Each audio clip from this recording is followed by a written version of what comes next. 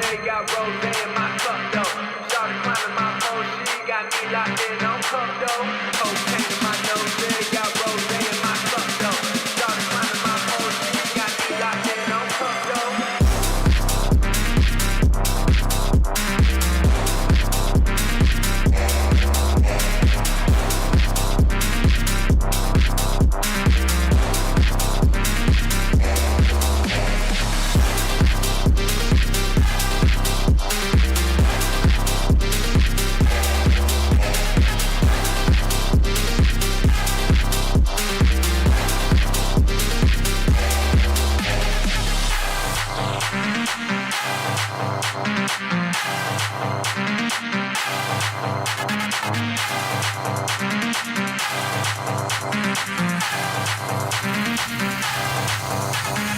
Cocaine in my nose, got rose in my cup though. Started climbing my pole, she got me locked in on cup though. Cocaine in my nose, got rose in my cup though. Started climbing my pole, she got me locked in on cup though.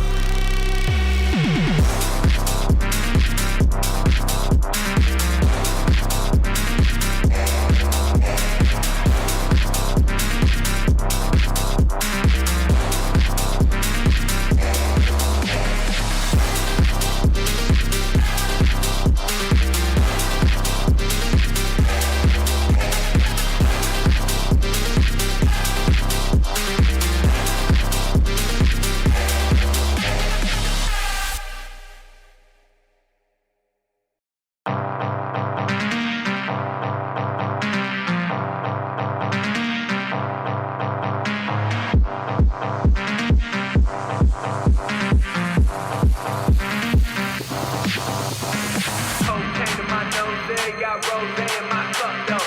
Started climbing my pole, she got me locked in on cup though.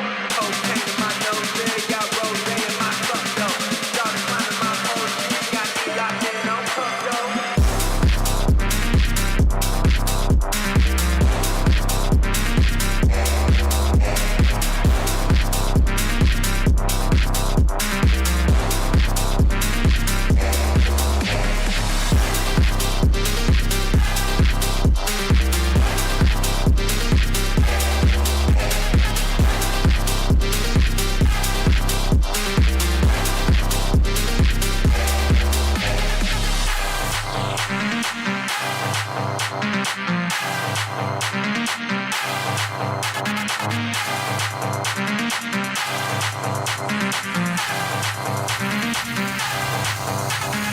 Cocaine in my nose, got rose in my cup though.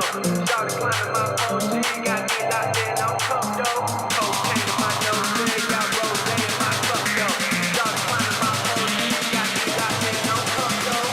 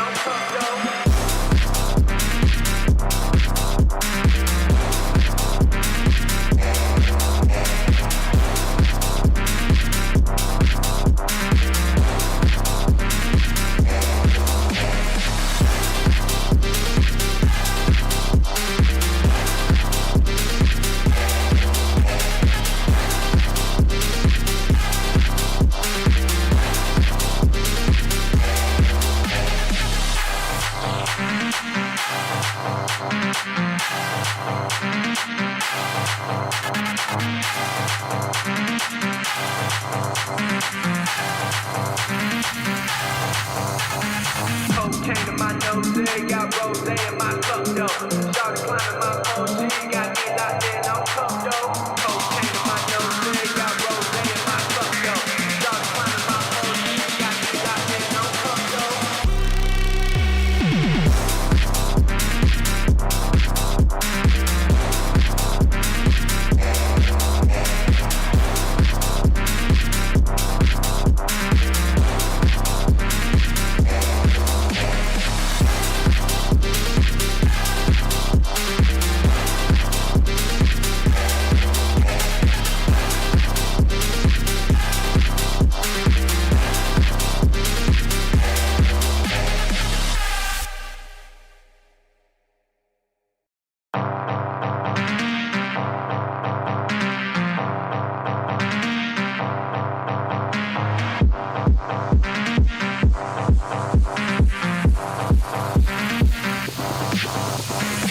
Cocaine in my nose, got rose in my cup though.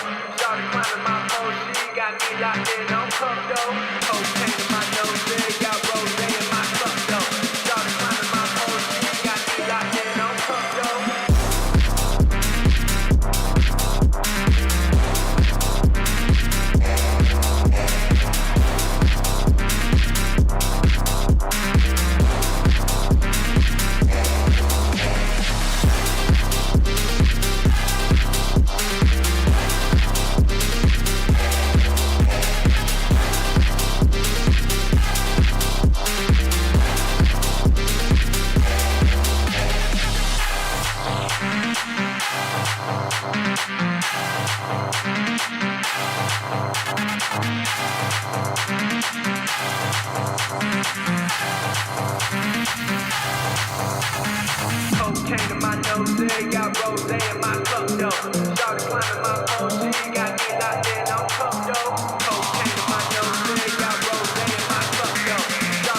my OG, got me locked in on cup though.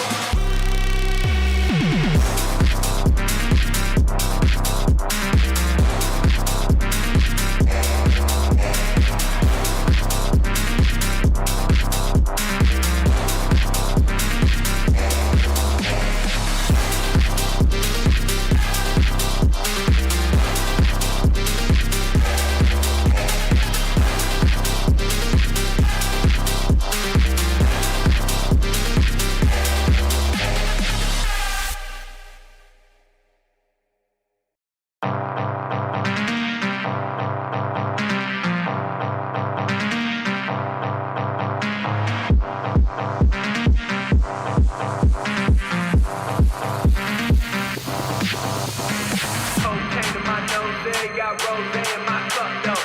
Started climbing my OG, got me locked in on cup though.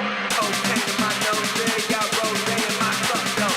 Started climbing my OG, got me locked in on cup though.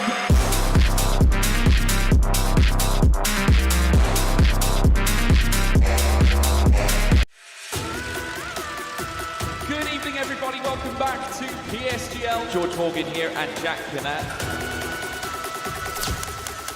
All the lights are currently lit here on track. And it is go, go, go!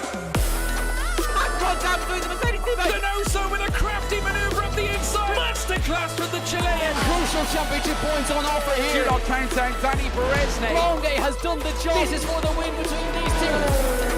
Freddie Rasmussen wins the United States Grand Prix. Alfie Butcher wins for the first time ever. Lucas Blakely takes the championship. It's Barry Borman. Jarno Opmeer is your champion.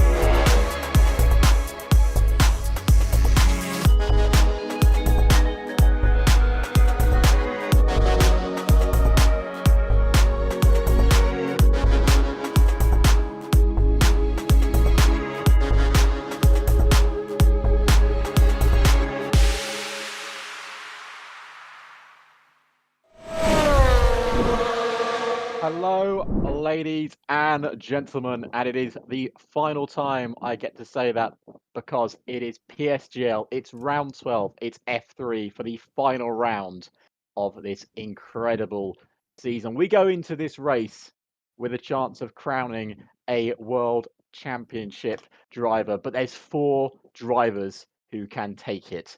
It's Sixten who leads the way, 7 points ahead of T.S. Korsman, and then 9 points ahead of Keanu Lundhart, 16 points ahead of Daniel. 4 drivers, 1 racetrack, and all of them with a chance of ultimate glory. Of course, I am Alex Heron. I am joined by my beautiful and wonderful commentator partner, TK. How you doing, mate? I'm doing very well. Looking forward to this afternoon, of course. As you said, there's a 4-way championship fight. I mean, technically, almost a 5-way. Angelo, although being promoted up to F2, still in around P2 at the moment. We'll jump over to our standings in just a brief moment of time. But Brazil to round out season 37 here in PSGL. And, of course, announcing the season 38 calendar in about 20 minutes' time. And of course, that is also the future of PSGL, but we're focused on the present right now, which of course is a quite titanic battle for the World Championship. We have seen this season, we'll just go jump over to the championship standings while we this year, every race bar 2 has had a different winner, if I'm not mistaken. Let's just have a quick look through the thing. Of course, Richard Sprogges winning the first race in Silverstone, and then he won back-to-back races. Proceeded to not win another race the entire season. Ben Marples winning a race in Spain. And we had Angelo winning a race in Hungary and Japan. We had a race winner from Daniel in Saudi Arabia. Keanu Lundhart won in Mexico and in Italy. T.S. Korsman won in Qatar. And, of course, Marcel Beg... Sorry, was that Marcel Beg? No, it was Lillian who won in Belgium. That is, I believe, let's just quickly go through it. 1, 2, 3, 4, 5, 6, 7, 8 winners, because of course Tony Hightower won in Austria. 8 different winners in F3 this season out of 12 rounds. That is ridiculous. It has been absolutely fantastic. 8 different winners over the course of 11 rounds. Who knows? We might even see another victor take to the streets this afternoon. I mean, Sixten could round out an almighty championship campaign and finish off with a victory at Interlagos. How much of a fairy tale story would that be? It certainly would be, because Sixten Lindhart has not won a Grand Prix this year. He has finished second, he has finished third, he is yet to win a Grand Prix. He could be, in history, the only driver to win a World Championship without winning a Grand Prix. I don't know if that's PSGL history. It's definitely Formula One history for sure. But, I mean, everyone's got a chance. Daniel's the outsider, 16 points. He's the furthest away from winning this race. He needs to get a win this afternoon and hope for some misfortune for the drivers around him. But anyone could do this. T.S. Korsman somehow crawling himself back into a World Championship picture. Because if you remember in Qatar, both the big championship hitters failed to score points. And me and TK said, oh, it'll be a 2-fight going into Brazil. It turned into a 4-way fight for Brazil. And what a racetrack to end our season on. Yeah, honestly, my favourite circuit in all of Formula One. It's fast, it's flowing, it promotes fantastic racing. And to see everyone going at it tonight will be absolutely spectacular. Good news for those of you at home. Tom97 does indeed return to the grid for another outing in PCF3. I know a load of people in chat were happy to see him take to the field last time out. And of course, more action from the man himself tonight. But we are just moments away from our qualifying session. Alex, 18 minutes to determine who's going to take that infamous pole position. Certainly. Oh, now, of course, pole position is not actually that good in this year's F3 Championship. Only recently did drivers start winning from pole. But should we have a quick look at the track map, TK? Let's do that. And here is the track, the Sao Paulo Brazilian circuit. 3 sectors, 15 turns, 2.6 miles, and of course, 2 DRS zones. And it is a brilliantly fast-flowing and fun track with also always that chance of a little sprinkle of rain. But right now, it's very sunny here in Brazil. Just the sun's coming up by the looks of it. And everyone is coming out on track, TK. They are indeed. We now play the game of Spot the Driver in amongst the pack. I'm going to wait for the game to tell us who's heading out first. And it will be Cuba down in P13. So 14 contenders here this afternoon, 4 of which could potentially take the championship. This could be one of the greatest fights for a championship I've seen. Well, I mean, we're going back. Obviously, again, my PSGL knowledge isn't as strong as my Formula One knowledge. But the last time 4 drivers went into a race with a chance of being world champion, do you remember, TK, exactly what race that was? Oh, you're testing my knowledge and putting me on the spot at the same time. I do not remember, unfortunately. Abu Dhabi 2010. Fernando Alonso, Mark Webber, Lewis Hamilton, and Sebastian Vettel could all have the chance of being world champion that day. And of course, we all know the infamous moment and who walked away with that championship. Can we get something else similar this afternoon? But Kuba is going for his first lap. TK, take us through what will be the last walkthrough this season. Absolutely sad to be doing so, but of course, into turn number 1 here at Interlagos through the famous Senna S's beautiful section of fast and flowing corners, but you've got to be careful, otherwise that car will want to throw itself in each and every direction, and it's important to keep it planted. First DRS zone comes down towards turn number 4, tight left-hander before approaching right again up the hill into sector 2, which is, again, it's a nice fast flowing section. There's a couple of heavy braking zones, but again, majority of it is just keeping that car under control and keeping the flow going in terms of top speed and of course the cornering speed you're able to take each twist and turn at, and Kuba at the moment is doing that with absolute perfection. Certainly is. Now coming in towards what is the final sector. Very heavy braking zone there for flicking the car back left, using that grip on those soft tyres to a full degree. Now the final section of the track is basically one long corner and then it's a long straight. DRS will open now as we race down the long back straight here as we go up towards the finishing line, holding to the left-hand side to get the shortest run up to the line. And this is the time they've all got to chase. It's a 106.75, and that is the lap they're all chasing. And we're going to see who can beat that. It's Sixten Linhart, our championship leader, who puts it on provisional pole. Daniel in 4th, Tiers Korsman in 3rd, and Thomas Laminen in 6th. Keanu Linhart goes onto the front row of the grid. So, and Lari Tukey, once again, the disruptor, as I'm going to call him, as Gabriel Quintoni wants to be the disruptor himself, splits the 2 championship contenders. He does indeed, Gabriel Quintino, managing to sneak up there in P2. It's important to remember these are only kind of your opening laps of this qualifying session, so don't take them too much to heart. A little bit of pinch of salt in your memories. So we've got 14.5 minutes to go. Everyone will now parade themselves back into that pit lane, fresh set of tyres on, because of course they can use all 4 tyre compounds of their soft allocations without having to worry about saving them for the race. And also, because it's such a short track, you do actually get time to do all 4 of your timed runs. So if you say with a longer track, say like Spa or Silverstone, you may not get to do all your 4 runs, but everyone will get to do their runs. The guys that have not done their laps yet, some of them are still on them. I believe some of them invalidated them. Tom97 is one of those who is going on his flying lap here. In his lovely, I'm going to say baby blue colour that he's gone with there on his F1 logo. Yeah, makes it nice and easy for us to distinguish in amongst the pack, of course, as he comes around. Final couple of corners, he'll head into the pit lane, I believe, invalidated his first flying run. I wonder if anyone has indeed overfueled for potentially 2 runs, but I highly doubt it with the amount of track degradation and, of course, the opportunity to use all 4 tyres. But it does look like Tom97 is actually going to go again. Oh, no, he finished that lap. He invalidated his first lap, but he went again after invalidated. I didn't read the picture correctly. It's a very busy day. We've got a lot to think about here on this racetrack. Now, of course, let's not forget, ladies and gentlemen, the PSG rule system. You get a point for pole position.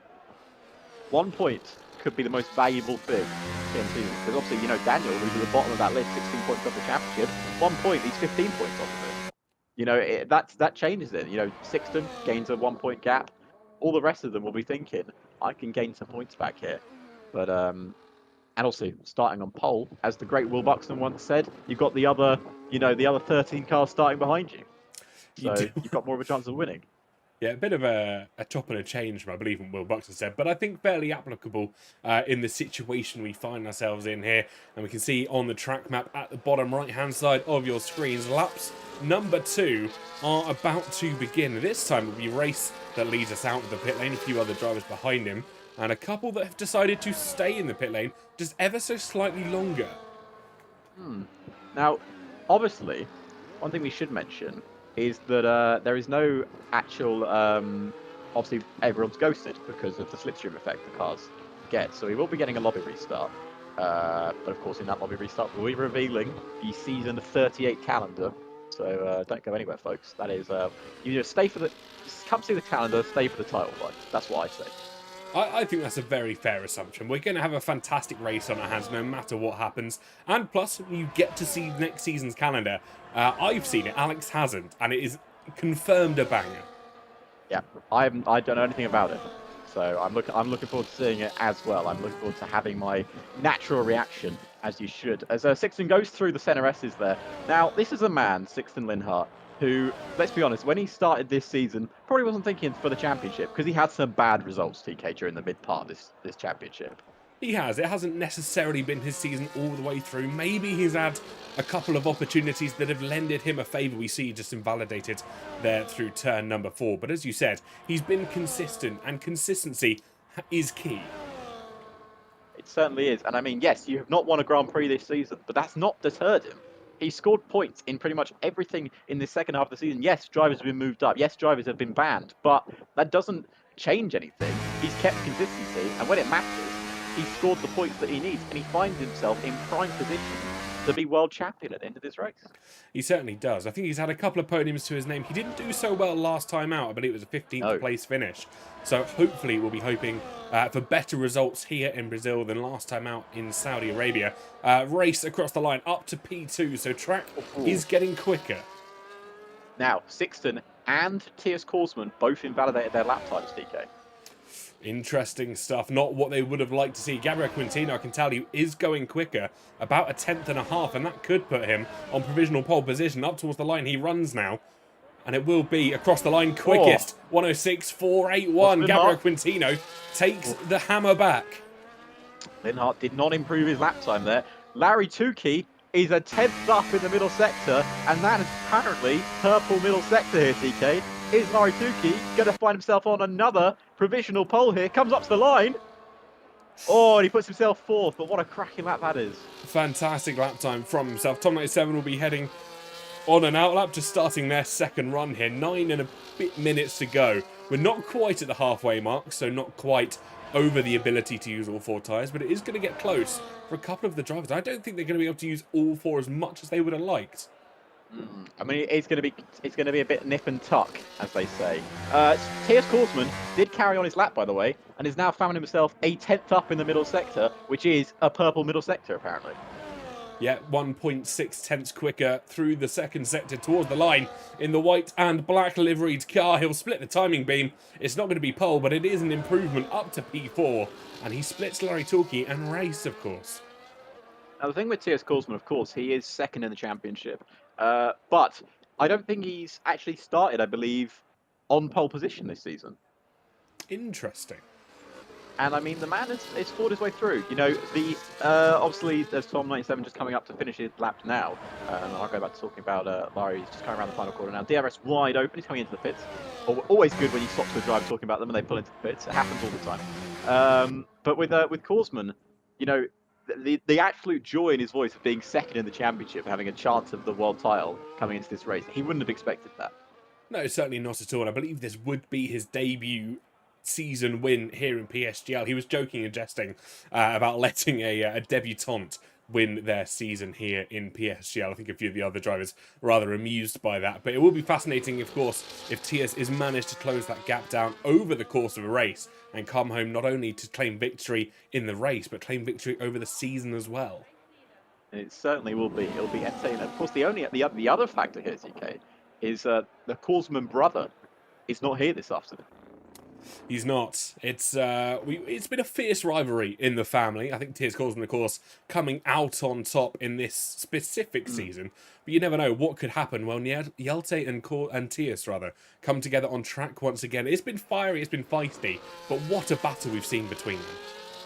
It certainly will be. And man, you know, of course, there is a rivalry between the two brothers. I'm sure there is. But he'll be willing on his brother to win this championship here this afternoon, I'm sure. There'll be celebrations going on at home when they become both available if he comes away with the World Championship.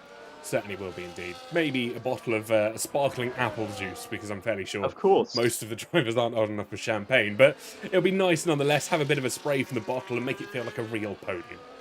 Exactly. We'll have the champagne for you. Yes. Which makes it fair. as Sixton is starting his, I believe, what is his next flying lap here? Now this will, is he his next lap or is he on a slow lap? Nope, he's on a flying lap. He's going for it. Yeah, just ahead of him is Zach Miles down in P14. They'll actually set a lap time at the moment, so I'm going to keep an eye on him to see how he progresses through Sector 2, because of course he's got no delta to try and compare with, and we're over halfway through this session, nearing on 2/3 of the way through. Certainly is, and now going through the middle sector. What's his time in the second sector like? 10th down on Sixton Linhart there. Sorry, I'm just watching Zach Miles. But Zach Miles coming around the final corner now. DRS wide open. He's going to come up towards the left-hand side. And what time is he going to do? It's going to be a good one. It's a decent one. Linhart, I don't think he's going to improve here, TK. No, he hasn't. 2.5 tenths slower. That Gabriel Quintoni time is looking very good. But Race here, keep an eye on him. He is absolutely flying on his lap. Is it enough to take provisional pole? Crosses the line now. Oh, he doesn't improve his own lap time. No. It's getting very hard to improve their lap times. It certainly is. I mean, even Gabriel Quintino not improving as he headed through the first sector. We'll check his second sector split, and again, not improving on the second sector. Massive oversteer slide as they headed through the left-hander, pretty much the penultimate corner for some of our drivers. I'm surely we'll see him into the pit lane, unless he made a massive mistake in Sector 3, which I wasn't expecting, but it is indeed into the pits for Gabriel Quintino. He couldn't even pip out his lap time at present. Keanu Lundgaard is going ever so slightly faster through the first sector. Well, that might have been as he crossed the line. Yeah, it must have been as he crossed the line. He improved to fourth. He improved to fourth on his last lap. So he's jumped himself up into P4 as well, ahead of T.S. Koolsman. So right now in your qualifying order for the championship, it's Sixton who sits in second place. Second in the championship is T.S. Koolsman in fifth. Then we've got Keanu Lundgaard sitting in fourth. Then Daniel is sitting down in 13th, TK. He is indeed. It's not been the qualifying session for Daniel at the moment. You never know, they might pull something out of their sleeve as his TES teammate comes across the line to P7. Marcel Bega up with a 106.733. So maybe there may be some last lap shenanigans here. Did one of us call him Gabriel Quintoni? Is that You've me? called him Gabriel Quintoni many times. It's a solid name.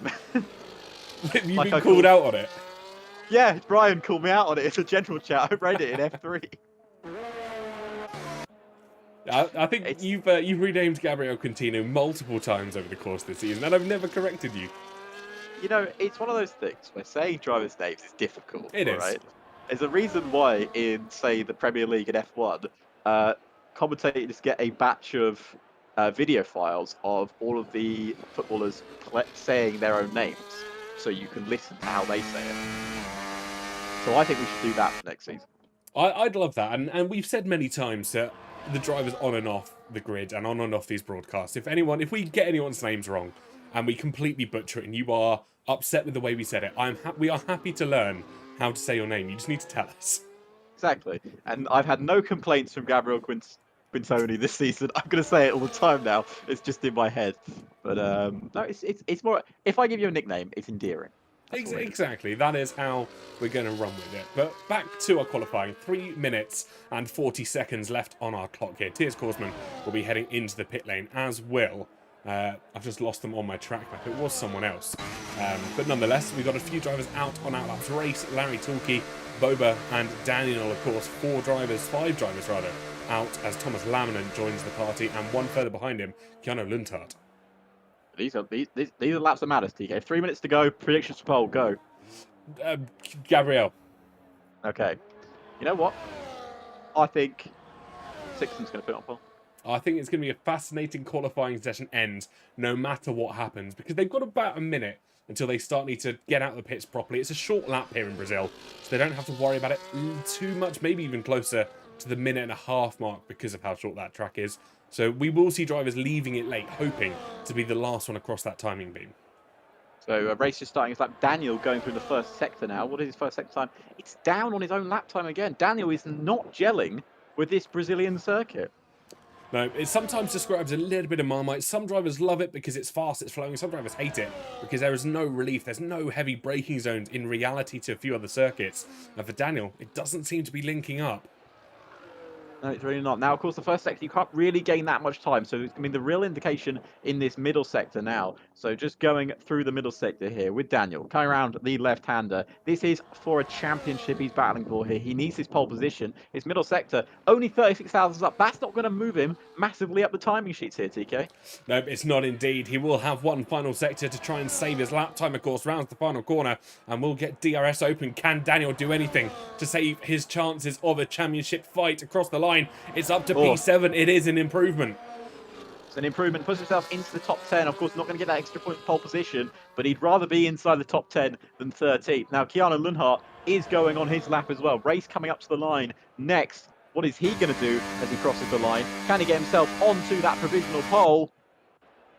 He does improve by 3,000s, but it's not provisional pole. It's going to be extremely close for a lot of our drivers. Keanu Lundhart is improving as they come up towards the line in that Alpine Esports liveries car, rear wing open, of course. It's an improvement. No, it's not. It's a slower lap by 1,000th of a second. Basically matched his own lap time there. That was incredible. So the two last heavy hitters in this battle are on their outlaps. It's TS Korsman. It is Sixten Lindhart, and of course our current provisional pole sitter, Gabriel Quintoni. Who is going to take pole? Let's find out as we go for the final laps here. We do indeed. It will be Sixten, followed by TS, and then Gabriel Quintino will come across the line in a little moment or two. We'll be one of the last to cross that timing beam to finish off our qualifying session, but Sixten Lindhart at the moment down towards turn number 4. We'll try and see where his split is. He's not going quicker in the opening sector. Neither is TS Korsman. He's a 10th down. What is Gabriel Quintino? He is going quicker. Well, that might be as he crossed the line, because that hasn't corrected itself. He comes down towards the line. He is not going quicker. 15,000ths of a second slower. Oh, he's almost matched his own lap time there. So Larry Tukey's actually coming up to the line. No, he's into the pits. Tukey's into the pits. He's not improving. T.S. Korsman has invalidated his lap time. He's not improving either. He stays, which will be 4th fastest. So Sixten Lindhart, as he hits the middle sector, what does he do? He's 5/10ths down. That's not pole position time worthy. He's not going to get pole either. So it's now down to, well, there's only a few drivers left on the track. But I think, TK, Gabriel Quinton is going to take pole position here at the Brazilian Grand Prix because he's improving his lap time again. He is indeed. Sixten Lindhart couldn't improve as he crossed the line. Neither could Race. A lot of drivers retiring further back. It will be Tom 97 up towards the line. I say that he's into the pit lane. So Gabriel Quintino to take the icing on the cake. Comes the timing beam. It's quicker. It's a 106.419. This is just showing off from Gabriel Quintino, securing that spot. And the only person at the moment who could potentially do anything about it is Zach Miles, but he's going so much slower than his attempted lap time. He dives into the pit lane. Gabriel Quintino will start from pole position this afternoon. The final time this season, we have our pole sitter of Mr. Gabriel Quintoni, or Quinton, as they call him. I genuinely tried to say that properly, and I called him the nickname. Yeah, we'll roll with it for the time being. Now, we have a timer on our screens just while drivers get into the pits. I'll tell you what, don't go anywhere, because we have got an exclusive for you in a couple of moments' time. We've got... It's raining. That's why they didn't improve. That does make a lot of sense. I was going to mention it was going rather overcast for our drivers, and that makes a lot more sense here, Alex. Well, there you go. But he still improved on his lap when it was raining. Well, he's just that good.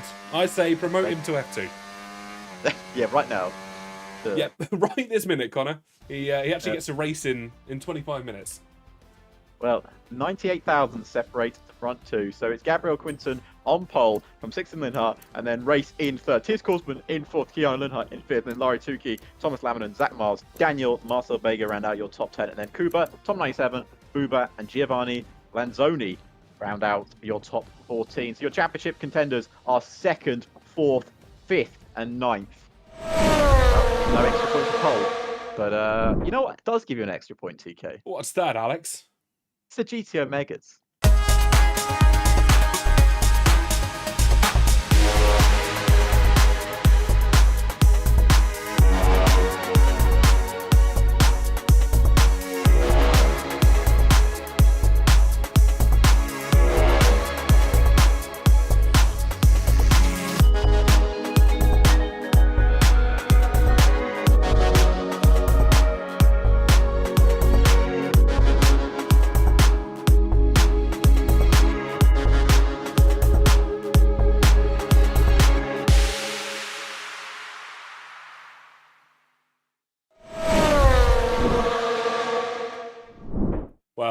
one final time, one final GT Omega ad for you in the middle of the broadcast. We've got a traditional lobby reset here in season 37, but I know you're not here for that. You're not here for the adverts. You're not here for us waffling for each other, even though we may be very finely dressed, Alex. What do you reckon the people want to see? I think the people want to see, which is, of course, PSGL doesn't end today. No. That's not how it ends.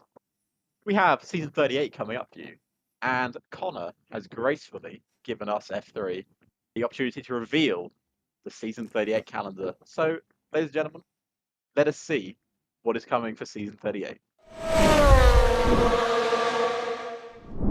Well, here it is, your season 38 calendar here in PSGL. We kick off the season at Albert Park in Australia. We head to Texas, Belgium, Canada and Qatar before we have a mid-season break on November 21st. We then have the second stint, Monaco, Britain, the Netherlands and Saudi Arabia before we break for Christmas. And finally, Japan, Las Vegas and Bahrain will round out season 38. Alex, this is the first time you've seen the calendar as well. How are you feeling about it?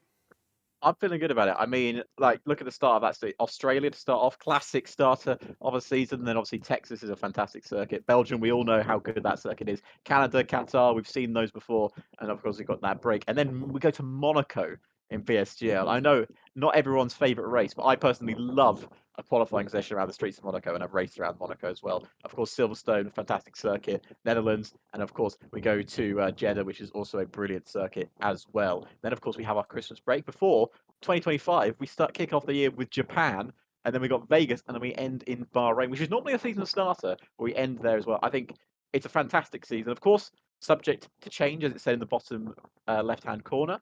Something I've also realised, TK, is I don't know if we're going to be here for the start of the season. That's a very good point. We will be elsewhere probably. So Yes. JGM's going to have a fun week finding commentators for the opening stint. No, he's not there either. Oh! So maybe there'll be some changes, but I can't confirm that. So we'll see how that goes. Yeah, but there is your calendar for season 38. Of course, this will cover all of the PC tiers, I'm assuming down from F2 all the way down to the lower tiers as well. I believe F1 will be slightly different as always. But thoughts, Alex? We're going to switch back to our faces. Thoughts and feelings. I'm looking forward to seeing that here. Of course, we enjoy commentating here at PSGL. We've had this is our first full season together. We didn't do last season. Well, this is my first season on PSGL. Full stop. First season, yeah. So I've been here for what, 3 seasons now? I think 4 seasons. Did a lot with Josh and done a lot with other people. So it's good to be on F3. I've been trusted with F3, and obviously TK coming in as well. TK's done a few F1 streams as well this year, so he's really joined the PSGL household, as they say. But yeah, it's been a fantastic season, and of course, season 38 is going to be even better. Now, of course, just quickly, thoughts of this season. I think F3 has been fantastic. Of course, we've got 1 round to go before we even finish off here in Brazil. But the game has not been fantastic to watch sometimes. That's not a fault of us. That's not the fault of the drivers. And even though the game has not been maybe as good for certain drivers, it has been still a fantastic event that PSGL has put on, and of course that all of us leads put on, from Div 4 up to Div 1. Everyone's done a fantastic job with this, and we'll carry on doing a fantastic job because in terms of our job roles, we don't change what we're doing. We're here to entertain you. We're here to give you commentary. We're here to make good racing, and that doesn't matter how the game is. It matters how we do as a job. So that is how I feel about it. I'm sure TK, you have the exact same feelings. Yeah, I echo your sentiments. We always try and put on the best show for your viewers at home, because at the end of the day, it's you that support us and support PSGL at the same time. And we want to put on as best a show as we possibly can do. I'm sure the drivers feel the same way in many, many regards. Of course, they're all there fighting for the championship. We're here not necessarily fighting for your views, but enjoying the conversation that you get up to in the chat, because we both have it up. We both read the comments that come in on the YouTube live chat, and it is absolutely fantastic to see. So if this is the last time that we do see each other, and that is to the people at home as well, thank you for tuning in. But we have got a race on our hands in a couple of moments. 36 laps at Brazil. And Alex, for the new people that might not have been here at the start of the stream, why don't you run us through the track map for today?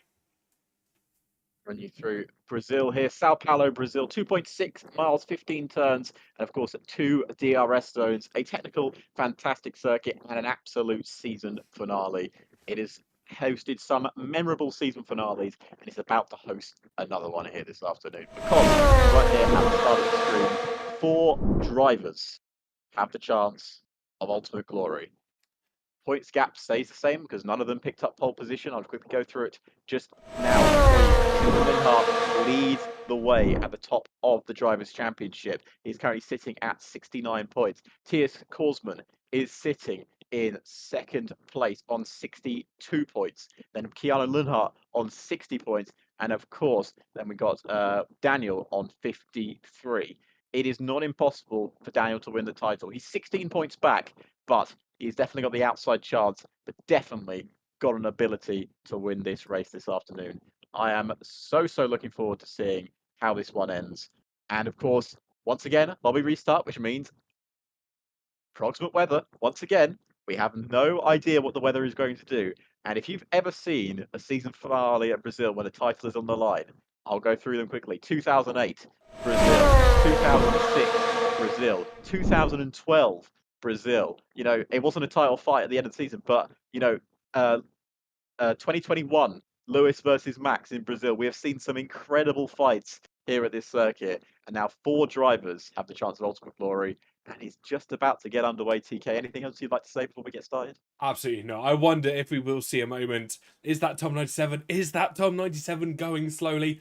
Who knows what's going to happen in 36 laps time here at Brazil. Drivers are readying up. We are moments away from getting into our lobby. Don't go anywhere, because this is going to be the race to end all races in PCF3. What a season finale we have been fortunate enough to see. Qualifying was just the teaser, and now we're on to the main event. Certainly are. Everyone is ready. The drivers are prepared. The strategists are prepared to tell us to turn on the tyres. Well, we're not going to be doing that this afternoon. So, ladies and gentlemen, 14 drivers take to the Brazilian Grand Prix, and only one of them has the chance of glory. And of course, who's it going to be? Is it going to be Keanu Linhart? Is it going to be Sixten Linhart? Is it going to be Daniel? Or is it going to be T.S. Korsman? Well, we're going to find out very shortly as the drivers are on the grid at a, well, very sunny day here at Brazil. It certainly is sunny, but then again, we saw that in qualifying as well, how quickly it turned into rain in just 18 minutes as well. So I think there may be a little bit of caution in the air for some of our drivers. You can see the mediums in some garages, meaning we are definitely starting on slick compounds. The marshals are ready. There's no fans in the stands though, so no fans are ready, but everybody else is ready for action. Certainly are. There's no fans in the top, which is a bit odd. The safety car is ready if needed, but Mylander, for the final time this year, is preparing to go out on track when needed. The only thing we hope for this end of the season is it's not decided in the stewards' room, but I trust our drivers that it won't be. So, 14 drivers and only one winner. 4 drivers have the chance of being world champion. Just waiting for the drivers now. They're going to be preparing on the grid. All the marshals, as you say, are ready. All the pit crews are ready. Dry tyres in the pit boxes as well. So I expect. Oh, I can see that one says not top 97 on it. So I'm going to guess that's Tom 97's pit box there on the left-hand side. Of course, as TK mentioned at the top of the broadcast, we're on F1 Worldcast, so every driver may have a different pit box, but they also may be sharing a pit box with a driver they are not aware of. But we're still just waiting here for the drivers to get prepared. They probably need to get in the right mindset as well. It's the final race of the season. They want to be prepared and ready to go. So just waiting just a little bit longer. Everyone, the anticipation is building. That's what they say. It's not an anticlimax, it's anticipation building. That's what it is. So just one little moment, and we'll have the final race of PSGL F3 underway. And here we go. The 5 lights are coming on. 4 drivers with the chance of glory. And the lights go out, and we are underway for the final time this season as Gabriel Quinton gets a good start off the line, but Sixten Linhart's got an even better one as he takes the lead of the Brazilian Grand Prix, and it's only taken a couple of corners to get into the lead as we see drivers dropping through the grid, but Sixten with an amazing start He knows what's on the line this afternoon. TS Korsman trying to make his way through the grid as Gabriel Quintoni tries to recover from the start of the race. It's down the inside goes Kuba as he's racing wheel to wheel. Oh, and almost a big incident there at the back. But for Sixten Linhart, there was nothing better than that start. Yep, so far so good for Sixten Linhart. He now just has to keep this pace up for 36 laps around this Interlagos circuit. He'll have Gabriel Quintino and Race and TS all trying to chase him down. Further back, Thomas Laminen and Zach Miles and Larry Tilke all going wheel to wheel. Daniel's now getting involved as we head through the right hand to start the third and final sector. No one is wanting to let an inch go by here because they know how crucial track position can be in Brazil.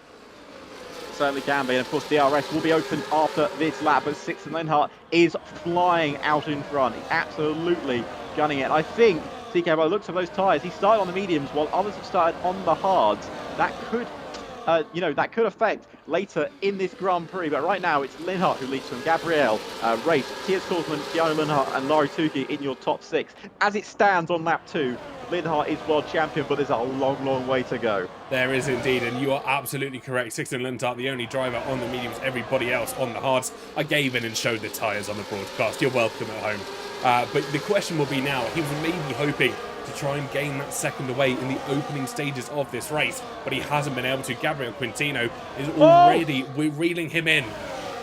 Korsman's got front wing damage.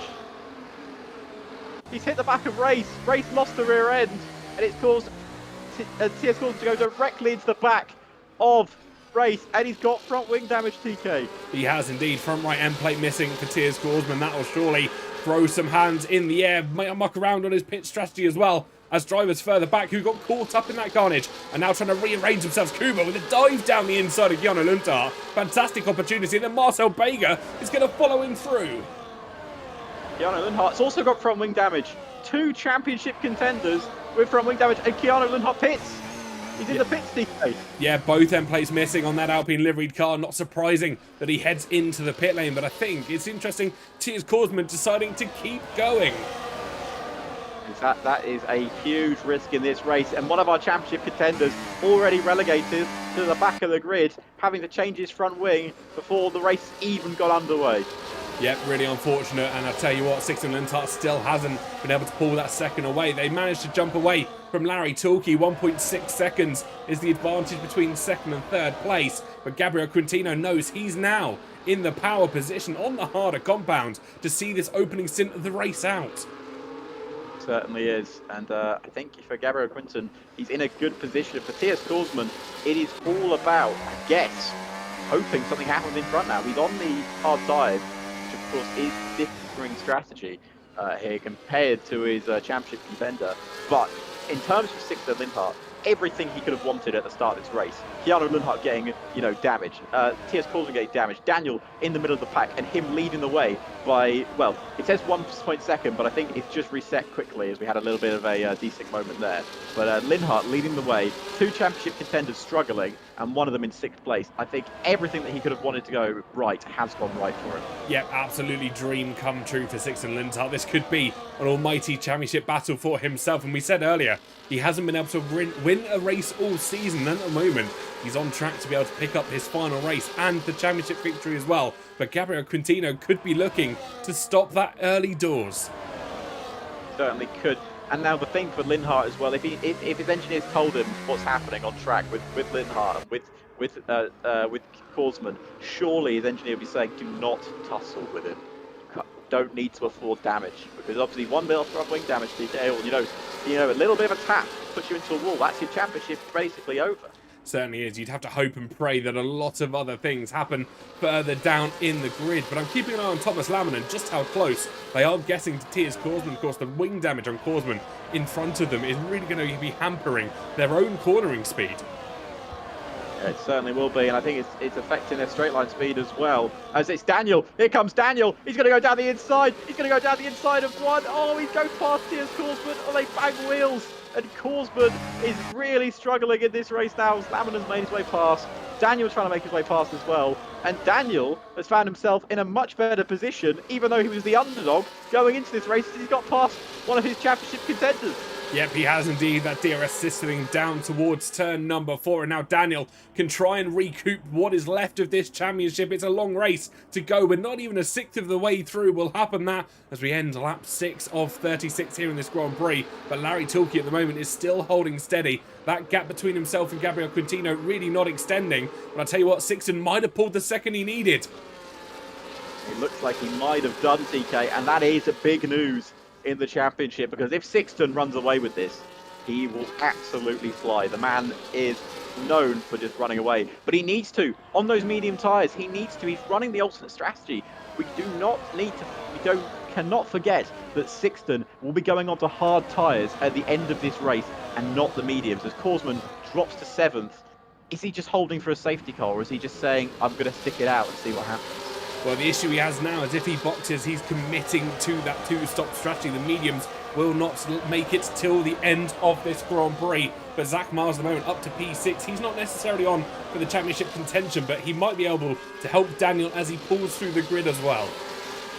And the thing with Daniel is, even if he gets up to P2, let's say, or P3, that's not enough for him to win the title, because Sixton is currently winning the race. He still needs Sixton to have a problem later on.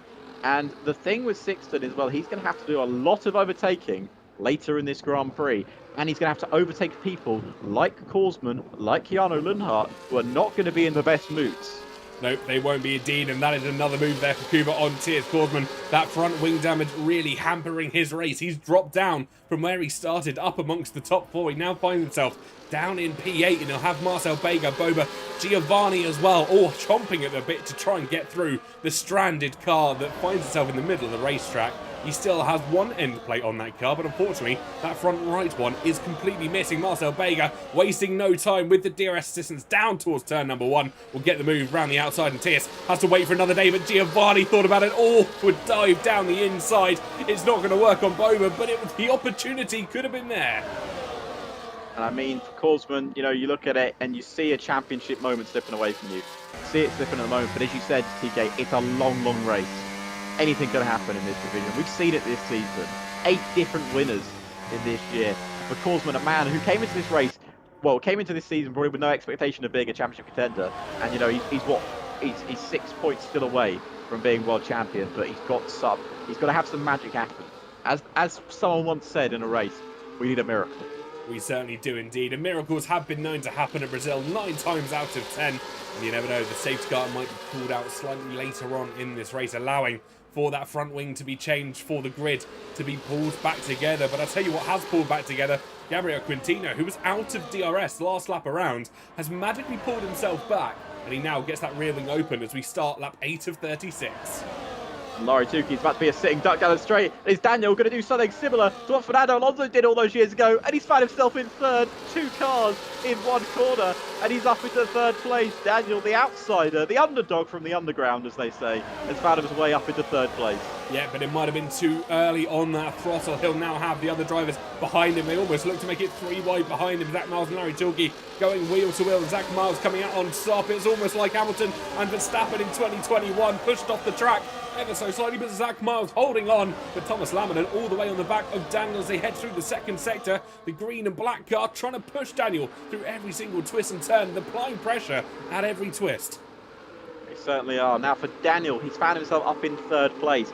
He's got to close down these front 2, and he's got to. Well, you know what? Actually, sitting in 3rd is not the worst thing for him, TK, because when Sixton pits, and he will pit, he will be dropping down the grid.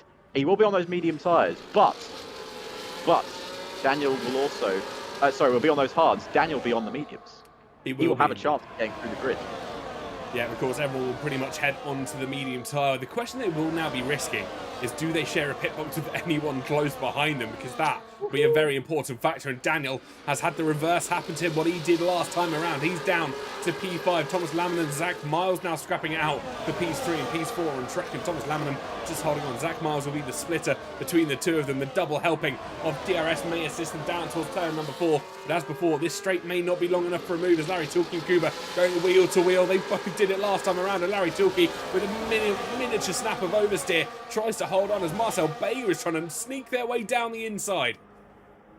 Certainly wheel to wheel there with Larry Tukey, and Larry Tukey just not finding that grip as he pulls back on the circuit, almost wipes out Korsman. And Korsman saw his championship, well, any hope of a championship flash before his eyes.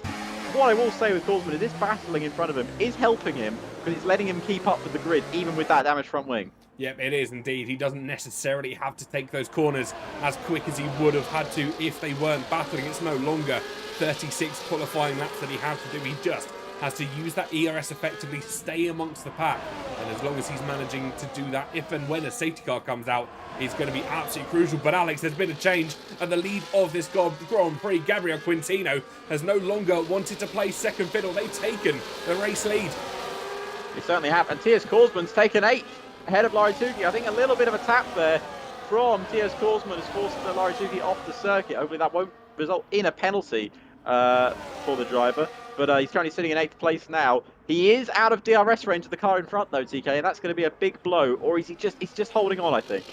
Yep, I think he's just topsing and turving, and with that with the DRS assistance line, he's got a couple of, well, quite a considerable amount of corners to try and keep going. And Tiers Korsman will not be giving up hope, but I think it could be too little too late as he sees the car in front going further and further out of his field of vision. A little tap on the rear from Boba there almost certainly secures that DRS not going to be able to be picked up by Tiers Korsman, and this could be a complete race ender. We're hearing word as well.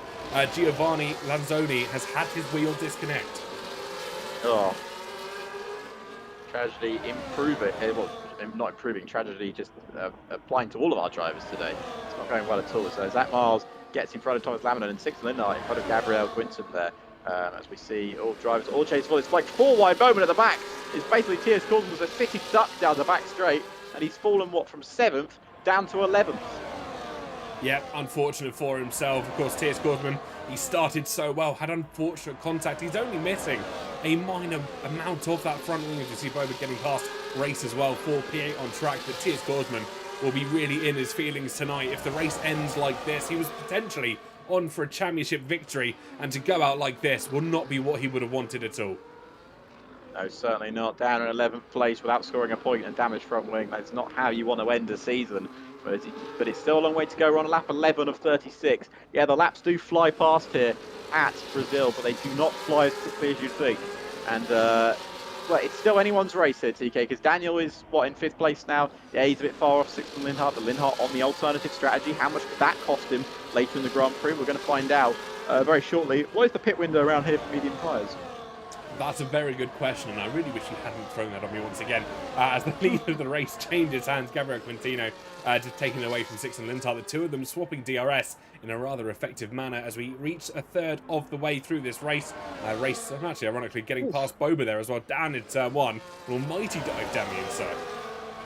Having a little bit run out of road there, but to be honest with you, I don't think that was on Daniel there. It was mostly on from Laminen, who decided to hold a corner that was no longer his. But Daniel up into 4th now, just trying to chase behind Zach Miles.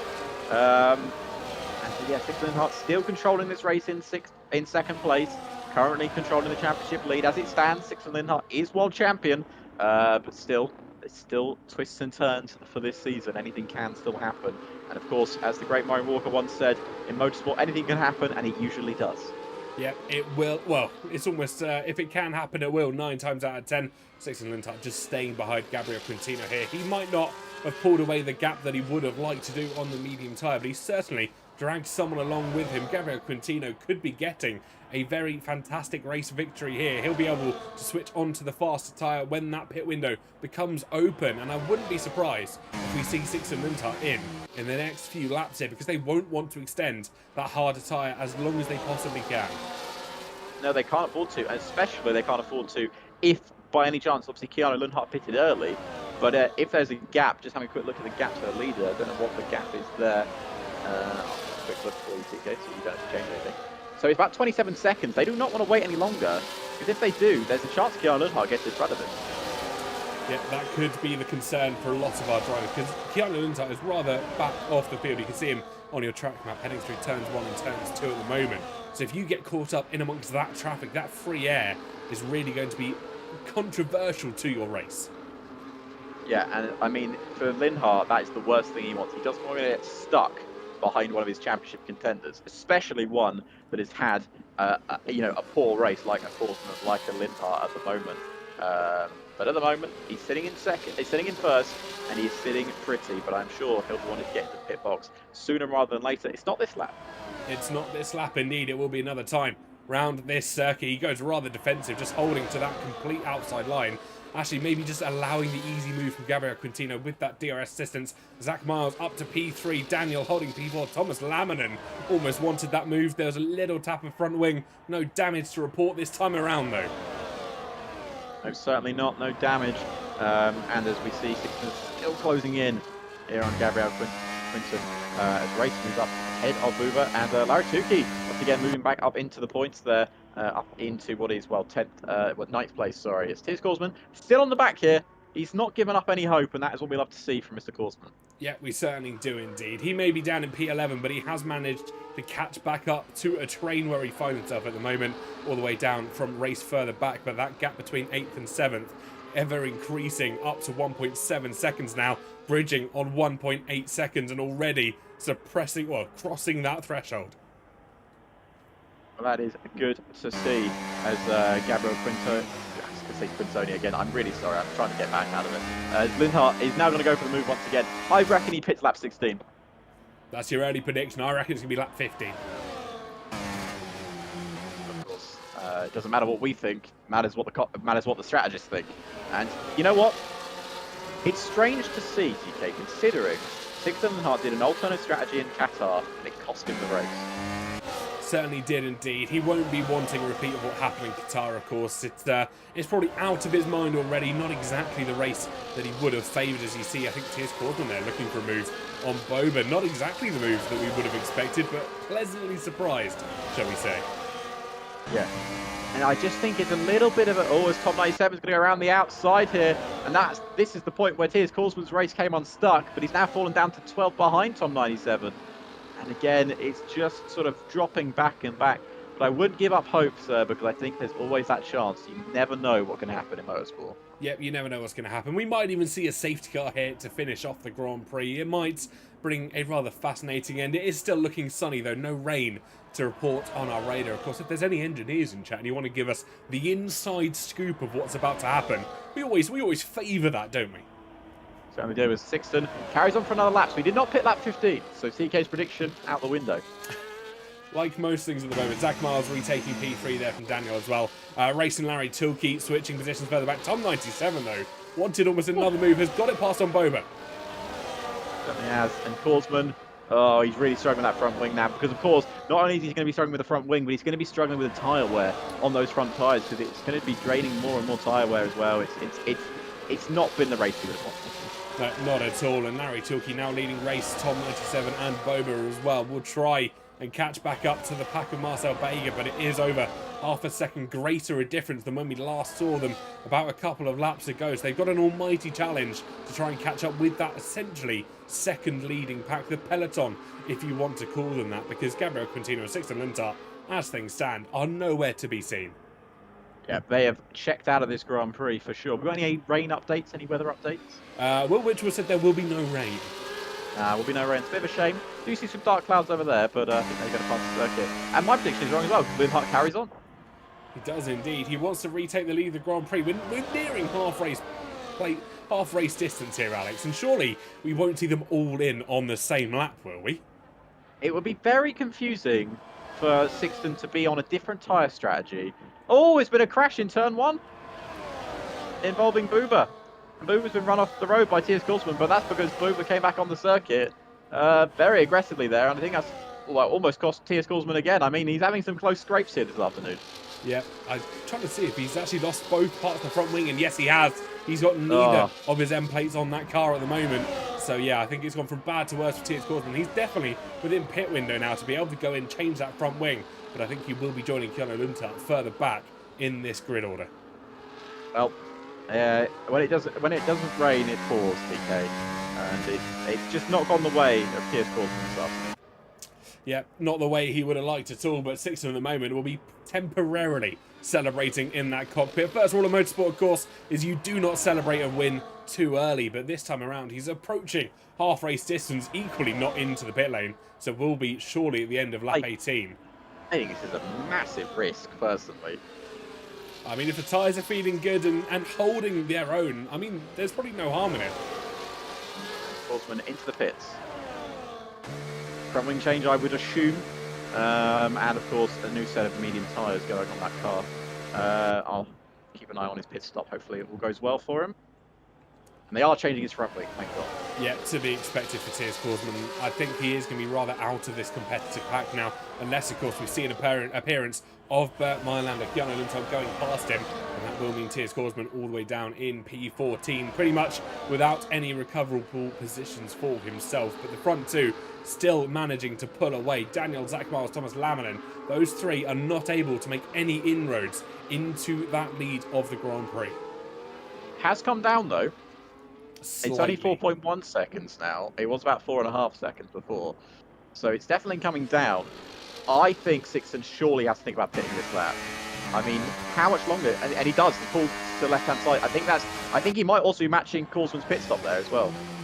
Yeah, I wonder if there's potentially a little bit of competitive nature. We now wait and see who else is into the pit lane. None of the hard runners are, which could speak volumes here for Sixton Lintar. Of course, he's gone pretty much half race distance on the set of those mediums, so the other drivers taking the hards longer. He'll have the fresher hards at the end of this Grand Prix, but the other drivers will have fresher mediums.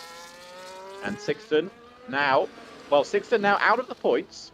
So as it stands, I believe Daniel is world champion, if my maths is correct. I believe you are correct on this. How many points do you get for second place? I can't remember. I want to say 12. So he wouldn't be world champion because there's a 16-point gap. He needs to win. It is laid out on the championship graphic. It has completely swooped my mind, and unfortunately can't check. I think it is 12. I think you are 12. I'll have a quick check for you. Thank you. We'll keep an eye on Gabriel Quintana, of course, leading this Grand Prix. At the moment, Zach Miles, Daniel, and Thomas Lamminen effectively 2, 3, and 4. Kuba and Marcel Bega all within that leading pack with themselves. Larry Tilke, Race Boba, Tom 97 in a follow-up group just slightly further back, and then a few stragglers. Giovanni, Sixton, Keanu Lundtog, and T.S. Korsman, of course, all pitching out as Zach Miles up to P2 respectively. And we do see the first of the hard runners into the pit lane. Larry Tilke, Race, and Boba all choosing to come in for their stops. It is 12 points for second place, so Daniel would need to win, and Sixton would not be able to score any points for Daniel to be world champion. Oh, we saw an almost 3-wide moment down in turn number 4. That was Kuba, Thomas Lamminen, and I believe Daniel all getting involved. That could have been championship ending for Daniel as they head up the hill once again. There's still two abreast as they head through the right-hander. Kuba and Thomas Lamminen coming together. There's contact, a little bit of wheel locking, but fortunately, no one's off into the barriers quite yet. No one is letting this fight go, though. It's still wheel to wheel going through this sector. Oh, was trying to keep it around the outside, but unfortunately there is no room in the inn, as they say, and did not make the move. So T.S. Korsman just set the fastest lap of the race, DK, proving how much pace he really did have this afternoon. Yeah, it's a real shame for T.S. Korsman. He will be preying on a safety car at the moment, because if he manages to bring this pack back together and have a real shot at this championship fight, there is no stopping T.S. Korsman here this afternoon. There's more drivers now into the pit lane. Zach Miles with a 10-second penalty for not adhering to the speed limit. And that could affect the championship as well. Well, that's quite a penalty to pick up there. So Sixton Linhart will be jumping all of those cars ahead. He'll jump himself up into what is P4 on track. But it is net race lead as 3 cars in front. Giovanni, Lanzoni, Daniel, and Gabriel Quintoni yet to pit in this race. Where is T.S. Korsman, by the way? He's not going to jump anyone coming out the pits, but he's going to be closer to them. Yeah, he'll be back within fighting distance of Tom 97. But interestingly enough, Sixton Lintar, of course, on the fresher tyres now, is moments away from Giovanni Lanzoni, and he will shortly be within DRS range, and actually a perfect pit stop for the FBR driver. Yeah, it's a fantastic race for Linhart. I mean, if there's a race for his to win, and it's going to be the final one that wins in the World Championship, I mean, it's going to be this one. I mean, he's driven exceptionally well as Gabriel Quinton into the pits there, followed by Daniel, who will shortly join him. So, and I assume Giovanni will also pit this lap, which means it will be Daniel and Gabriel Quinton, and he doesn't pit this lap. Interesting strategy from themselves. He's giving DRS to Sixton here. I don't know, TK. TES Giovanni, TES Daniel. They both do have TES in their name, yes. So a little bit. He is going to defend him. He pulls him to the left as much as he dares, but that was all he could do. I mean, there may have been a little bit of an ask there from a buddy, you might say. I mean, he's still going at him here as they head up the hill. Giovanni Lanzoni is not letting this championship go. Sixton will have to be on their absolute width. The fresher tyres will surely help them out. But Giovanni, of course, the TES driver, who'll have Daniel further back, potentially the same engineer in their ears, is not letting this fight go. And I think Sixton might have to be a little bit wary unless he can break DRS as they head through the final couple of corners. I think he's used a little bit of overtake to try and pull away here from Giovanni, and he has managed that. I mean, do what you have to do what you have to sometimes in motorsport, TK. And I mean, he did try what he could, but unfortunately there was not a lot left in the tank on those tyres. So we're going to turn back. He's not going to catch you though. Well, I think it's more pressure at this point. Maybe he's going to wait for his teammates to try and catch up. I don't know if there is any teammates between the two drivers as things stand, but you never know what could be happening in that cockpit. Maybe you might even see a soft tyre blast, or hopefully a safety car come the way for Giovanni Lanzoni, because that would really put him in an optimal position if everybody else dives in for softer rubber. Well, they do also have the same livery on, by the way. We don't talk about that. Just saying, just point it out. But there's nothing against it. I think they might be teammates in the game as well. So nothing against it. Use your teammate when you have. Oh, Korsman. I mean, it's just not been his day, has it? It's sometimes not your day. But Korsman, if you're listening, mate, I don't know if you are, or his engineers listening. Your day will come, mate. It will come. It could still come today, but you're a fantastic driver, and you're going to be here next season, and you're going to be a champion. I promise, it's going to happen. Exactly that. A phenomenal drive from all the top four this season, actually all the drivers on the grid who have participated in PCS3. It's been a pleasure to watch them race throughout the season as Gabriel Quintino now gets past Giovanni Lanzoni. TS are using their E-Series livery. There we go, that's why they're running all the same livery. Okay. There's no coercion there at all. Nobody has to call the Financial Conduct Authority. There's no colluding going on here. There's no colluding. So Daniel now trying to chase down to the front of the pack, but he knows in his heart of heart that he might finish second in the championship, but unless something happens to Linhart, he will not be world champion as it stands. But as it stands right now, unless a miracle happens, nothing's going to stop Linhart from winning this Grand Prix. Yep, at the moment, 1.7 seconds is the advantage between Sixton Linhart and Gabriel Quintino down in P2. Giovanni Lanzoni, of course, not actually pitting as things stand. They will have an opportunity to make their pit stop, and TS has come across team radio saying thank you guys. Yeah, it's a shame, Korsman, but man, you've driven such a fantastic season. The fact that you came into this race not even thinking you were going to be world champion, hold your head up high, it will happen. But we're going to watch Daniel now as he pulls to the left hand side as Mr. Giovanni pulls into the pits there. Just going to say, no rain expected, TK, but that dark cloud has descended over the circuit ahead of us. It certainly has. I mean, it's certainly getting darker here at Brazil. Maybe not rain dark quite yet for the majority of our drivers, but who knows what we might see in a couple of laps' time. Daniel now putting pressure on Zach Mars. Actually, pressure has gone completely out the window as he's easily able to get that move done with DRS assistance down into turn 4. It could be a podium for Daniel, and it could be a chase till the checkered flag. I mean, that gap at the front, TK, has that come down? I think it might have done. Alex, it's definitely getting ever so slightly closer as Gabriel Quintino is inches away from that DRS assistance. So, everyone behind Sixton Linhart is on medium tyres. Sixton Linhart, the only one on hards. I don't know if Giovanni picks up a third penalty. Sixton only needs a point to be world champion, okay? Daniel needs to win the race to be champion. So for Linhart, all he has to do is sit there, and if he loses position after position after position, doesn't matter, because he needs 1 point. As long as Daniel doesn't win, it's fine.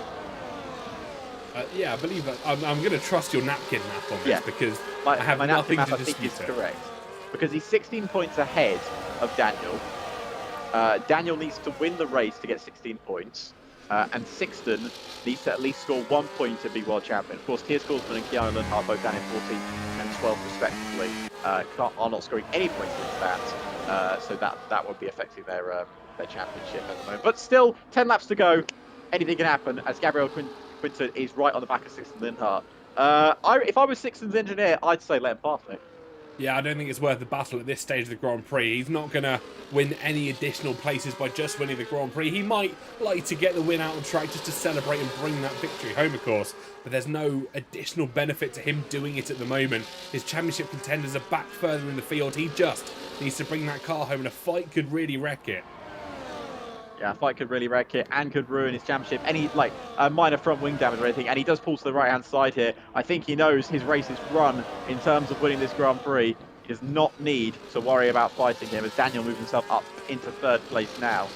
For Daniel, what he relies on is Gabriel pulling away from Sixton and allowing Daniel to have any chance of pulling in or reeling in Sixton Linhart here. To pass him, because if he passes him, you know, it opens up more of a door. But at the moment, it looks like Linhart has P2 confirmed. Yep, certainly does indeed. As we head through lap 27 of 36, we'll have 9 laps of racing to go once we break that timing beam for the very next opportunity. And the question in Daniel's mind, can they afford to burn any more ERS, potentially put any more pace into an already dwelling car? But it's had a lot of laps of racing so far. How much are they going to be able to contend with? How much are they willing to risk the championship instead of throwing it all away? Yeah, that gap is increasing as well. It's definitely not coming down. It's increasing more than it's coming down. As Daniel is unfortunately sitting in 3rd, knowing that he came in with a slim chance of being world champion, but that chance is diminishing as he falls down to not only 3rd, but also down not into 4th, but into 5th as well. It's 5th place now. But Sam also has a 10-second time penalty. Don't forget. Yep, exactly that. Tier Scoresman with the inspirational message to all the kids out there: you can do it too, man. Yeah, you can do it too. Oh, I thought there's a little bit of contact between Daniel and Zach Miles. Zach Miles rather early on the brakes into turn number 4. I think that caught Daniel by surprise as Tom 97 picks up a 3-second penalty for track limits. No damage that I can see for Daniel's car, but that's certainly going to maybe just have him a little bit on edge, never knowing where Zach Miles is going to end up braking. Yeah, and of course, you know, there's still time for a safety car. Safety car can not come out with 3 laps to go. So, if you guys want a safety car, maybe it will happen. Can we commentate a curse of safety car into existence? Nah, safety car's never going to happen here in Brazil. There we go. I've never seen one in Brazil. Never in Brazil. Bert Mylander pretty much has a Brazilian holiday every time this year. Certainly does. Sixton is just sitting in DRS TK. He's not going for it. He knows the rules of the game. As Daniel's going to go round the outside there. Brilliant stuff. As he forces his way all the way around the outside and just late on the brakes and moves himself up into 3rd place. But he's sitting in 3rd right now. As we said, it's not enough for him to win the World Championship. So it does not affect much, but I'm sure he'd like to end the season with a podium.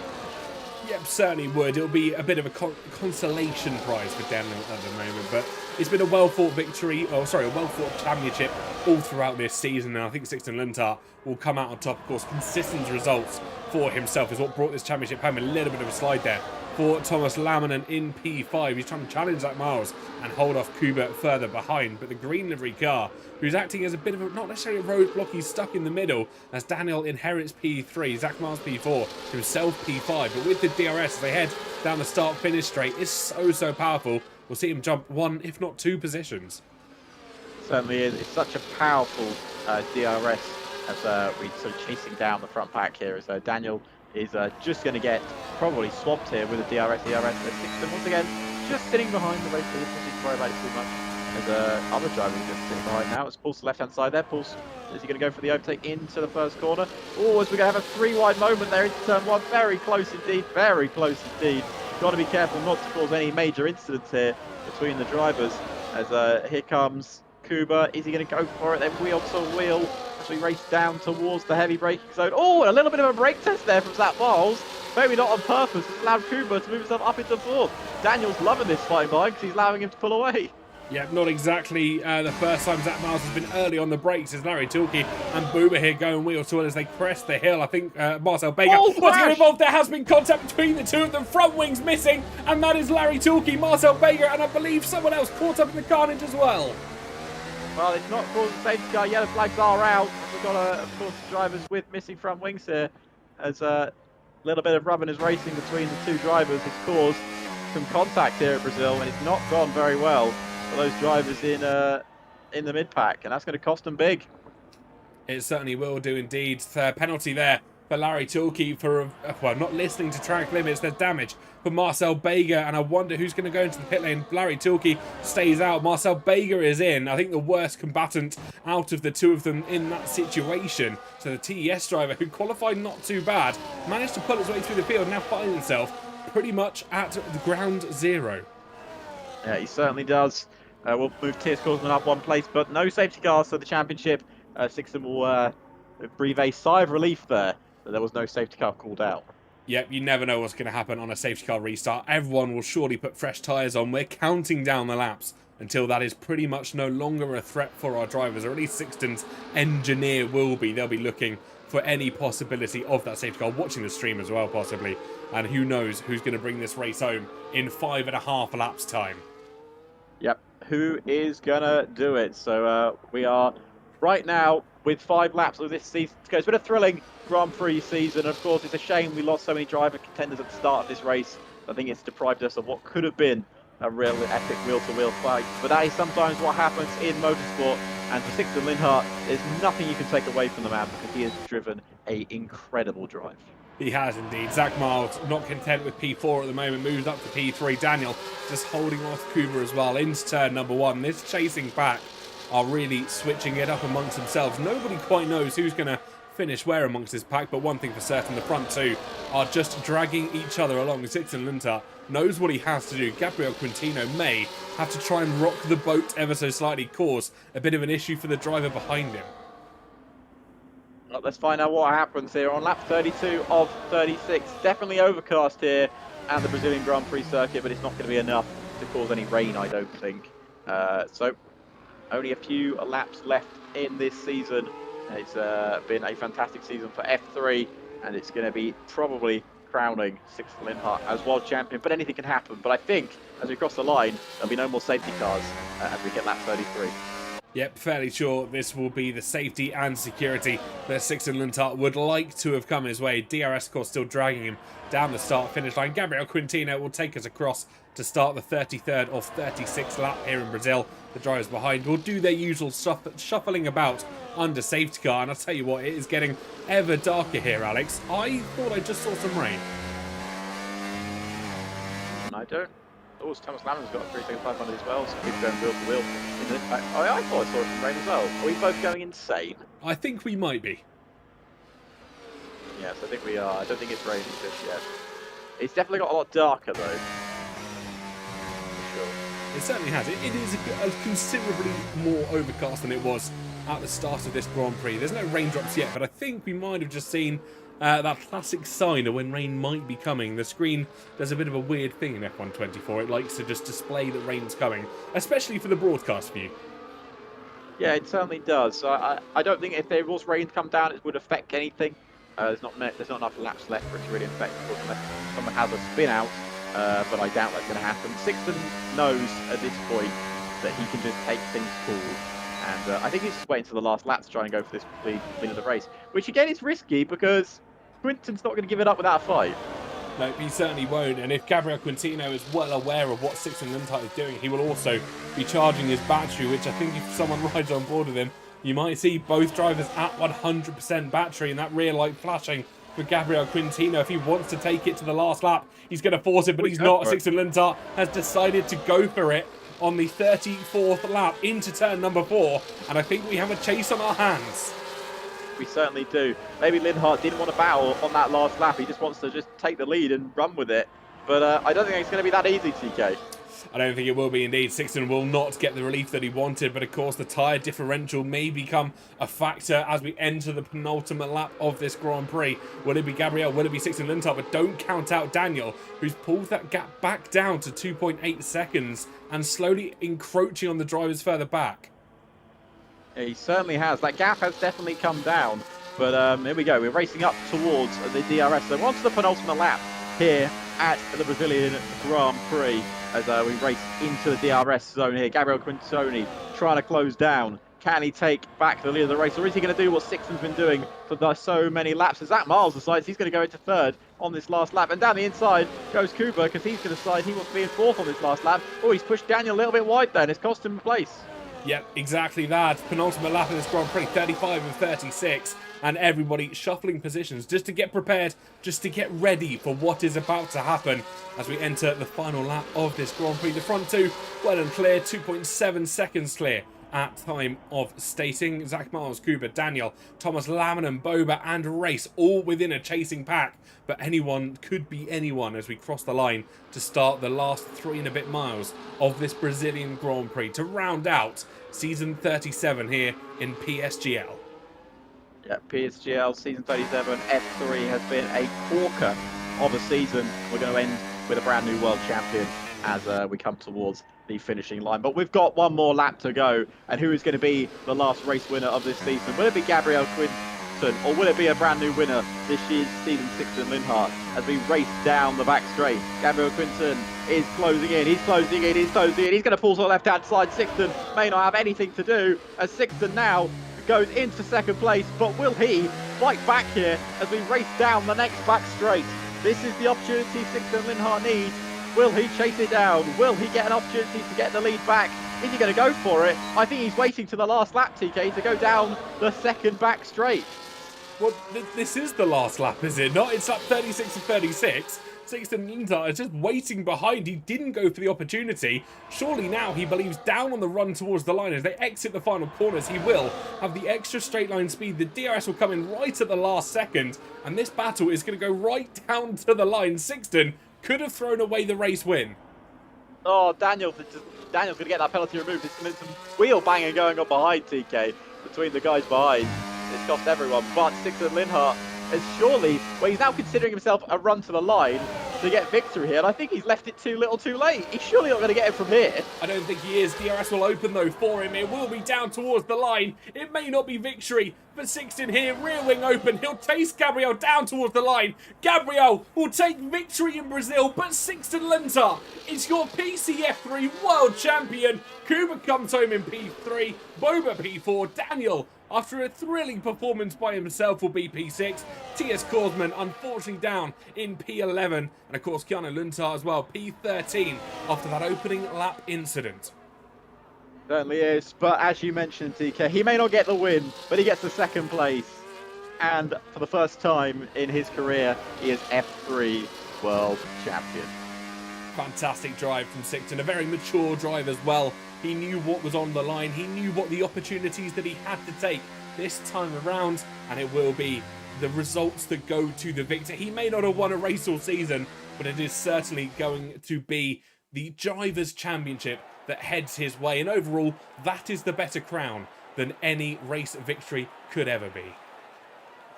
Certainly is. So going through the running order here, as of course Gabriel Quinton picks up his winner's trophy. It's Gabriel Quinton who wins the race from pole position, and then Sixton Linthart in second, Kuba in third, followed by Buba, Race, Daniel in sixth place. Seventh is Thomas Laminen, Zach Miles in eighth, Tom 7 in ninth, and Laurie Tukey rounds out your top 10. And there's T.S. Korsman in 11th, Keanu Linthart in 12th, Marcel Bega in 13th, and Giovanni Vanzoni finishes off in 14th. We're going to grab the top 3 if they want interviews, which is, of course, Gabriel Quinton, Sixton Linthart, and, of course, Kuba. Yeah, we will do indeed. Fantastic drive from everybody this afternoon. We wait now some interviews just to round off the season. But Alex, just whilst we wait for our drivers to come in for a little chat to round off the season, it's been great sharing the commentary box with yourself. Thank you so much for joining us over the course of the season. And hopefully we'll get to do it all again next time around. We do hope so. Of course, it's been a pleasure as well, TK. We've done commentary now for quite a long time together in different things, but it'll be our first. It's our first proper season of PSGL, and we'd like to thank you guys as well for watching.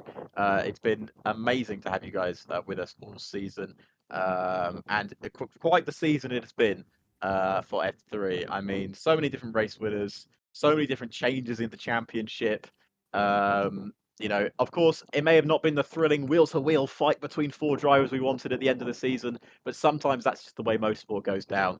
And let's be honest, it's not like Sixton is a undeserving world champion. He is a world champion. No one can take that away from him, and he drove a spectacular Grand Prix. I mean, apart from the win, it was flawless from start to finish. It certainly was. It was a mature drive. It was a well-calculated drive as well. He didn't need to go for that race win, so he didn't go for it. He knew the points would come to him at the latter stages of the Grand Prix. And a fantastic mature drive. His engineer will be thanking himself as well. And to get a World Championship victory in PSGL F3 is not a small feat by any means.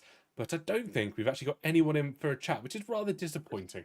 I was kind of hoping to get Sixton. I'll give it a little bit longer to see if we can get Sixton in here because, I mean, I'd really like to have a world champion in for a chat, but we don't force people to interview here Not at at all. PSGL. It's not part of our thing. It's just if they want to. But yeah, I mean, in terms of let's quickly just remind ourselves of the season. Of course, we had such an incredible season of drivers. We want to have a quick jump to the standings as we can see what happened in each race, which would be great. So of course, in the first race of the season, Richard Sprogis won back-to-back races in Silverstone and Miami. Sixton, of course, only finishing third and seventh in those races. And then going into Austria, Tony Hightower won that Grand Prix, only racing 3 times for us, one of those being a victory. In Spain, we of course had Ben Marples pick up his last victory before his promotion to F2, and of course T.S. Korsman, that's where he got second place. In Hungary, we had Angelo winning his first race of the season. He won back-to-back and then won in Japan and finished third in Saudi before his move up to F2. And you see there as well, Sixton finished 9th, 8th, and 10th in those races respectively. But it's the final part of the season where he really picked up. Finished third in Belgium with, of course, Lillian coming in to win that one race, and then finished second in Monza with Keanu Lundhart winning that one. Finished 15th in Qatar, and it could have all fallen apart for him, but luckily he picked up a second place here in Brazil, and that was enough to secure victory, with, of course, T.S. Korsman winning in Qatar. So many different race winners, so many different podium sitters, and we've got 2 drivers waiting in the call-hand room. Gabriel Quinton, the race winner, and Sixton Lundhart champion. Should we bring in Gabriel Quinton? We don't want to bring in the race winner last, but we've got world champion to interview last, I reckon. Yep, let's bring Gabrielle in to have a little bit of a chat with Gabrielle. Welcome in to the commentary box. Fantastic race from yourself here this afternoon, and of course, a victory in the offing. Oh, thank you so much, TK. I think that was actually a good race, let's say, especially rounding the season off for win, home race win actually. Yeah, I mean, firstly, the circumstances weren't great actually to drive because I didn't practice that much, and also driving on a 36-degree weather didn't help as well. I don't have air conditioning in my room, so I'm actually sweating like crazy right now. But yeah, I mean, quality was good. I think it wasn't a perfect lap, but let's say I was doing point threes before I got in the lobby. But yeah, I think that was a 0.4. I think was pretty decent. And yeah, the race, I thought at the start that was going to be a pretty, tight race, especially with the guys behind. But I don't know what happened behind. I think that was some sort of crash or something. I don't know. But then me and Sixon, we just ran away basically, and yeah, I think we controlled the pace from there on. So yeah, I think of course it was difficult to actually get away from him because although like I had a fresher tires, like the slipstream and DRS were way too OP. So yeah, I think that was a great race by the end. I think we calculated perfectly the time to pass there. Just living to the last moment, to go and pass, and I thought like he had more ERS to fight, especially like going for the last straight, but I think he ran out of battery. So yeah, I think that was a good race. We timed it perfectly, and yeah, I think good way to run out the season off. Yeah, I mean, it certainly was. It was a fantastic race from where we were watching, of course, picking up that victory as well. Yeah, if you were curious what happened behind you, race actually had a little half spin and collected T.S. Korsman with him, and that basically split Yeah. you guys off as a pack, which of course also ruined T.S. Korsman's championship. But of course, that is the end of season 37. Am I right? Yeah, 37, 37. yes. And I assume you'll be coming back next year, Gabriel. Yeah, I'm coming back. I don't know in F3. I'm not gonna lie, I wanted F2, even if it is as a reserve, but nah, if I stay here in F3, then yeah, totally fine as well. No, I think I think my pace over the course of the championship got a lot better compared to at the start. Of course, at the start of game, I was just struggling so much, especially with the new handling and the way that you need to drive the car. But I think like that last stretch of like the last 4 or 5 races, I think that was pretty strong. So yeah, let's see what happens. I mean, if I stay here, totally fine. I want an F2, but it's gonna all depend on the signups and placements and whatever you call it. So yeah, I think I'm actually pretty satisfied if I stay here, but let's see what happens. Well, I mean, you've certainly got the pace to try and be a world champion F3 next year if you want to. But I just want to point out as well, with that win, Gabriel, because that was your first win of the season, that means we had 9 different race winners this year in 12 rounds, Whoa. which Yeah, is that's crazy. it's just crazy. But yeah, congratulations on your win, mate, and I'm sure we'll speak to you more next year. Yeah. Well, thank you so much. Yeah. Hopefully I can come back next season. Thank you. Thank you so Thank you very much. much, Gabriel. And of course, we're now going to bring in the man that finished in second place, but none of that matters really because we're talking now to your F3 world champion for 2024 in season 37. Sixton, mate, what can we say? Consistency was key. You didn't win a race this season, but it didn't matter because you stand here as world champion. How does that feel? Yeah, it's pretty good. I got a bit lucky that other people got promoted, but still, I'm happy that I was consistent for one season. Yeah, I mean, yeah, you got lucky with people promoted and stuff like that. But yeah, you can say consistency. I mean, the last 4 rounds, apart from Qatar, you've been really consistent. Obviously, getting those podiums. Didn't get a win, which also I don't know if you know this, makes you the first champion without a win, which is a cool stat. You can hang that on your wall along with your championship. And yeah, obviously that race, you pretty much you didn't win it, which would have been the perfect end. But I think me and TK would say it was probably your best race of the season, and you were in control of that race. Yeah, I mean, I got on the wrong strat. I chose the wrong tire, but yeah, I was able to have the pace, and I was lucky to work with Gabriel, so I could pit a bit later and have the tires in second stint to keep up. Yeah, I mean, it certainly worked out. Even if you went on the wrong tyres, it certainly worked out in the end. And of course, you obviously had 4 drivers that could win this championship, but you were leading the way. And of course, incidents happened behind you. But again, you were not involved in those incidents because you had such a solid qualifying, and you were up there at the front, and you were consistent all season. So I mean, next year you are world champion. Are you going to be returning next year for PSGL?